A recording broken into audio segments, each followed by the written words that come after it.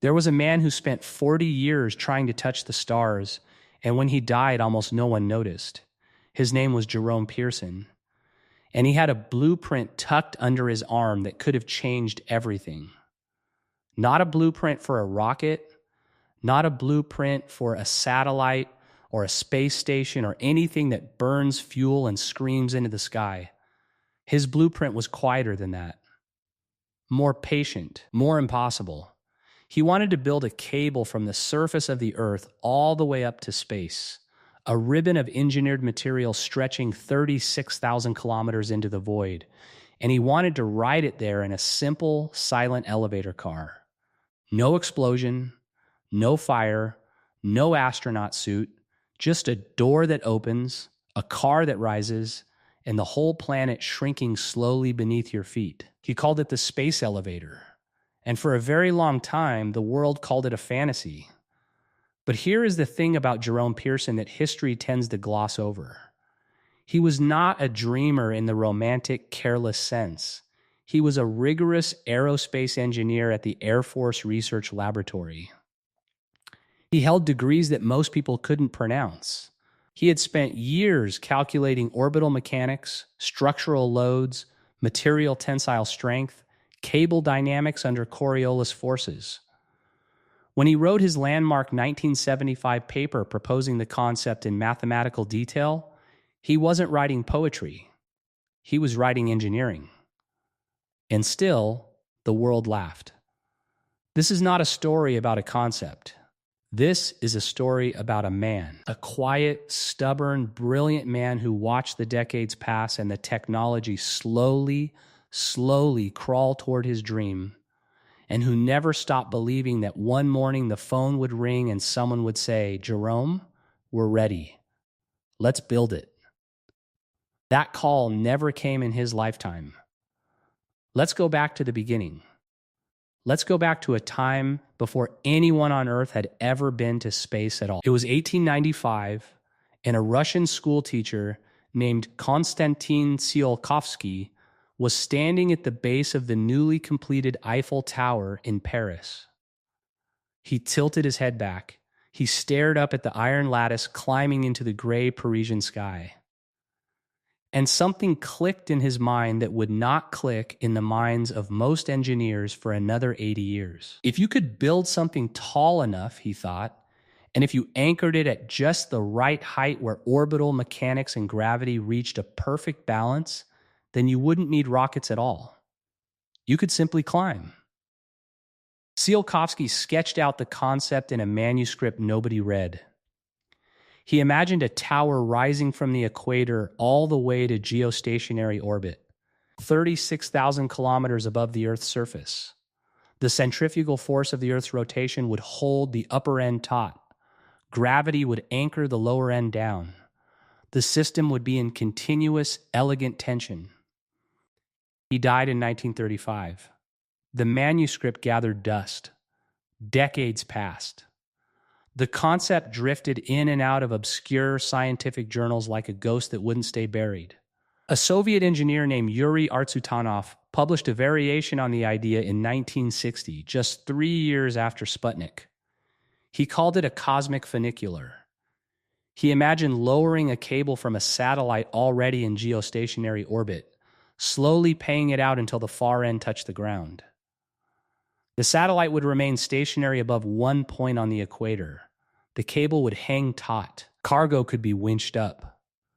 Artsutanov's paper appeared in a Soviet science newspaper with a circulation of roughly 300,000 people. Approximately none of them were aerospace engineers who could take the idea further. And so it drifted again. Jerome Pearson was born in 1938. He grew up in a small town, the kind of place where the sky at night is close enough to feel personal. He was a boy who built things, fixed things, took apart things just to understand them. His hands were always moving. His mind never stopped. He went to North Carolina State for engineering, then to the Air Force. He worked on aircraft structures, vibration analysis, the quiet mathematics of things that had to hold together under impossible stress. He was the kind of engineer who found beauty in load distribution charts. who felt genuine satisfaction when a stress equation balanced perfectly. In 1975, he was working at the Air Force Flight Dynamics Laboratory in Ohio when he came across a reference to Artsutonov's 1960 paper. He read it carefully. He read it again. And then he did something that set him apart from everyone else who had ever stumbled across this concept. He started calculating. Not casually, not speculatively. He sat down with his engineering tools and worked through every variable he could identify. The length of the cable required for stability, the mass distribution needed to keep the system balanced around the center of mass at geostationary orbit, the taper ratio of the cable, meaning the way the cable had to be thicker in the middle and thinner at the ends to handle the varying gravitational and centrifugal forces along its length, the oscillation modes, the Coriolis effects, the loading scenarios. He found something extraordinary. The math worked. Not easily, not without immense material challenges, but it worked. The physics did not prohibit this structure. Gravity and orbital mechanics actually supported it if you were precise enough, if you were patient enough, if you had a material strong enough. That last part was where the dream ran into its wall. No material on Earth in 1975 could do what a space elevator cable required. The specific strength needed, the ratio of tensile strength to density, was roughly 70 to 100 times greater than the best steel cable ever manufactured. You would need something almost impossibly light and impossibly strong simultaneously. Pearson knew this. He wrote it clearly in his paper. He wasn't hiding the problem. He was naming it out loud so that the materials scientists of the future would know what target they needed to hit. He published his paper in the journal Acta Astronautica in 1975 with the straightforward title, The Orbital Tower, a Spacecraft Launcher Using the Earth's Rotational Energy. It was meticulous. It was original. It was the first complete engineering analysis of a space elevator ever published in a peer-reviewed Western journal. The aerospace community read it. They nodded. They said, fascinating, and then they turned back to their rockets. Pearson was not bitter. That is important to understand. He was not the kind of man who nursed wounds in private and performed serenity in public. People who knew him describe a genuine equanimity, a patient certainty that the world would eventually catch up to the physics. He kept his day job at the Air Force Research Lab. He kept filing patents on aerospace innovations. He kept doing the unglamorous, essential work that serious engineers do. And he kept thinking about the elevator. He founded a small company in the 1990s called Star Technology and Research, known as Star Inc. He wrote follow-up papers. He presented at conferences where audiences would lean forward, utterly gripped, and then drift back to conventional research the moment the applause faded. He had a quality that is both a blessing and a curse in visionaries. He was too serious to dismiss, but too early to fund. The decade turned. And then something happened that changed everything. In 1991, a Japanese physicist named Sumio Tajima discovered carbon nanotubes. Carbon nanotubes are cylinders of carbon atoms arranged in a hexagonal lattice, like chicken wire rolled into an impossibly thin tube. They are, per unit weight, among the strongest materials ever measured. Theoretical calculations suggested that a rope made purely of aligned carbon nanotubes could achieve a specific strength 100 times greater than steel. 100 times greater than steel. Jerome Pearson saw those numbers and felt something shift in his chest. He had spent 16 years waiting for a material that could make his cable possible. He had written the exact specification in 1975. And now here it was, emerging from a physics lab in Japan. Not yet manufacturable, not yet scalable, not even close to production ready, but real. Measurably, provably, mathematically real. He updated his papers. He gave new talks. He said, quietly and with characteristic understatement, that the situation had changed. Then Arthur C. Clarke published a novel called The Fountains of Paradise in 1979, the year Pearson was beginning to feel the first sting of being ignored. In it, a fictional engineer builds a space elevator from a mountaintop in Sri Lanka. Clarke, being Clarke, had done his research. He cited Pearson's work directly. He called the real engineer in conversation a man whose ideas deserved more attention than they were receiving. The novel won the Hugo Award. It won the Nebula Award. Millions of people read about a space elevator for the first time and thought it was science fiction. It was engineering. The difference matters enormously. Science fiction is something you admire and then set aside. Engineering is something you fund. The world mostly chose to admire. In 1999, NASA commissioned a study on the space elevator concept. Pearson was involved. The report concluded that the concept was physically sound, that carbon nanotube technology represented a plausible material pathway, and that serious study was warranted. It was a remarkable document. It said, in official government language, this thing might actually be possible. It generated exactly the level of sustained institutional attention you would expect. Very little. Bradley Carl Edwards, a physicist who had been part of the NASA study, pressed harder. He wrote a detailed implementation proposal in the early 2000s, founded an organization, held conferences. The concept gained a brief cultural moment. Magazines ran enthusiastic articles. There was a period, maybe from 2003 to 2008, when the space elevator felt like it was on the verge of becoming a real conversation in serious aerospace circles. Pearson was in his 60s by then. He was still running his small company, still filing patents, still presenting papers. He had a particular way of explaining the economic case for the elevator that stopped people cold when they heard it. Getting 1 kilogram of payload into low Earth orbit costs somewhere between $2,000 and $10,000 using conventional rockets, depending on the launch vehicle. The physical energy required to lift 1 kilogram to geostationary orbit is equivalent to approximately 50 kilowatt hours of electricity, which at commercial rates costs roughly $5. The rest of the cost is the rocket itself, the fuel, the disposable hardware, the infrastructure. A space elevator, in theory, could reduce the cost per kilogram to geostationary orbit to something approaching $50. $50 per kilogram versus $5,000 per kilogram. The implications are not subtle. At $50 per kilogram, you begin to think about space not as the exclusive domain of governments and billionaires, but as a place ordinary commerce can reach. Solar power satellites, manufacturing facilities, eventually perhaps ordinary people. Pearson told this to anyone who would listen. He said it carefully with all the appropriate caveats about material challenges and deployment engineering and the decades of development still required. He was never reckless with the numbers. He just kept saying them, clearly, to room after room of people who nodded and returned to their rockets.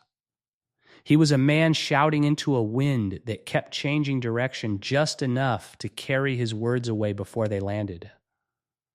What is it like, do you think, to spend 4 decades advocating for something you know is physically true? To have the mathematics on your side, to have the physics on your side, and to watch the institutional momentum of an entire industry flow around your idea like water around a stone, carving no channel, leaving no permanent mark? People who knew Jerome Pearson describe a man who never gave into theater. He didn't cultivate the persona of a misunderstood prophet. He didn't chase media attention or perform outrage at being overlooked. He was an engineer to the bone. He believed in the work. He trusted that the work would eventually speak for itself. He was also, by every account, warm, funny in the dry, precise way of people who think carefully about everything they say. He loved to explain things and had the rare gift of making complex physics feel like a story you were discovering rather than a lesson you were receiving. His wife understood.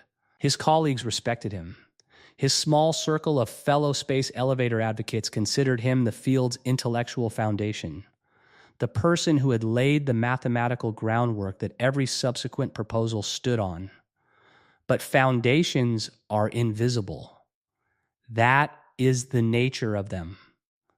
You only notice a foundation when it fails. The space elevator movement, if you can call it that, never quite failed and never quite succeeded. It drifted through the 2000s and 2010s in a state of suspended possibility. Carbon nanotube synthesis improved, but never reached the purity and alignment needed for macroscopic cable production. A Japanese company called Obayashi announced in 2012 that it planned to build a space elevator by 2050. The announcement generated global headlines for approximately one news cycle. Then it faded. SpaceX emerged. Reusable rockets changed the economics of space access in ways nobody had quite predicted. The cost per kilogram to orbit began to fall, not to $50, not even close to $50, but lower. Low enough that the urgency around alternatives felt slightly less sharp, low enough that funders could tell themselves the rocket problem was being solved. Pearson watched all of this. He kept working. He kept updating his papers. He kept filing patents. Star Inc. survived on small contracts and institutional grants that never quite added up to a program. He was in his 70s, still attending conferences, still explaining patiently to new generations of aerospace engineers why the space elevator made physical and economic sense. There is a particular kind of loneliness in being right about something the world is not yet ready to act on. Not the loneliness of isolation, because Pearson had colleagues and community and a life full of real connection, but the loneliness of watching a clock that nobody else can see, of knowing that the window for a particular kind of future exists and feeling it stay open year after year, uncrossed. He had a phrase he returned to in interviews and conference talks. A phrase that combined the engineer's practicality with something that felt almost like prayer. He would say, "The elevator is not a question of if, it is a question of when." And then he would pause in that particular way he had, and you could see in his face that he had thought very carefully about the difference between those two words. He died in 2022 at the age of 83. The tributes were warm. The aerospace community acknowledged the loss of a pioneer. A few publications ran obituaries that correctly identified his 1975 paper as foundational. Within the small, devoted world of space elevator research, there was genuine grief, the kind that comes when a community loses not just a colleague, but the person whose presence gave the work its sense of continuity, its sense of being connected to something that began before everyone currently in the field was born. Outside that world, the news rippled briefly and was gone. Jerome Pearson never saw his elevator built. He never saw the cable deployed from a geostationary anchor station, never watched the first climber car rise through the clouds and into the thin blue border between atmosphere and void. He never stood in the lobby of the space elevator terminal and looked up at the ribbon stretching impossibly upward, disappearing into a sky that wasn't really a sky anymore at that altitude. He saw the math. He always saw the math. And the math was beautiful. Here is what was left behind. A 1975 paper in Acta Astronautica that is still cited by every serious space elevator proposal written anywhere in the world. A collection of follow-up research spanning nearly 5 decades. A small company with a few employees who understood what they were part of. A community of engineers and dreamers and practical visionaries who use Pearson's calculations every time they sit down to think about what space access could look like in a world not defined by fire and fuel. And a question. The question is not whether a space elevator can be built. The physics settled that. Pearson settled that in 1975 with a calculation done on equipment that your phone could outperform 1,000 times over. The question is whether the people who understand what it would mean will find the will to build it before the window closes, before the moment passes, before the idea becomes permanently calcified as something we talked about instead of something we did. Carbon nanotube technology continues to advance, slowly with the grinding patience of all material science. Researchers at universities and private labs are working on synthesis methods, on alignment techniques, on the problem of growing pure nanotubes in the lengths and quantities a space elevator cable would demand. Progress is real. Progress is measurable. Progress is not yet sufficient, but it is closer than it was when Jerome Pearson wrote his paper. It is closer than it was when he watched the carbon nanotube discovery with that quiet shift of certainty in 1991. It is closer than it was when he gave what may have been his last public lecture, explaining with the same patient precision he had brought to the work for 50 years why the elevator was not a fantasy but an inevitability. He just didn't know if the inevitability would arrive in time for anyone from his generation to witness it. There is a particular photograph that people who knew Pearson often mention. It was taken at a space elevator conference in the early 2000s, when the concept was having its brief cultural moment. He is standing at a podium, mid-sentence, and the expression on his face is one of complete absorption, the face of a man who is not performing conviction, but genuinely experiencing it. Behind him, projected on a screen, is a diagram of a space elevator cable stretching from the equator to geostationary orbit, with tiny cargo pods dotted along its length like beads on a string. He is looking at the diagram the way you look at something you have loved for a long time, with familiarity, with a kind of tenderness, with the particular quality of attention that comes when you have spent 40 years thinking about something in enough detail that it has become part of how you see the world. He is 83 years old in some versions of this story. He is 37 in others, the young engineer in 1975 with the fresh calculation and the whole quiet future ahead of him. He is every age in between. He is the man who built nothing and changed everything. The cable doesn't exist yet. The terminal buildings haven't been designed. The anchor satellites haven't been launched. The climber cars are a sketch on a screen in a university engineering department somewhere, waiting for materials that are almost but not quite ready. But somewhere right now, a graduate student is reading Jerome Pearson's 1975 paper for the first time. Maybe it's late at night. Maybe they are in a small office with bad lighting and a lukewarm cup of coffee going cold at the edge of the desk. They are reading the calculations. They are following the logic. And something is clicking in their mind that once clicked in a boy staring up at the sky from a small town where the stars felt close enough to be personal. And they are thinking, this is not impossible. Jerome Pearson spent his whole life hoping someone would think exactly that. He bet everything on the belief that if he just kept doing the work, kept doing it well, kept making the mathematics clear and honest and available, then the right person would eventually find it and carry it forward. He was right about the elevator. He was probably right about that too. Some men build things. Some men build the ideas that make the things possible. And sometimes the second kind of man is the braver one, because he has to live his entire life in the gap between what he knows and what the world is ready to do. Holding the door open with both hands, waiting, trusting, never quite letting go. Jerome Pearson held that door open for 50 years. The least we can do is walk through it.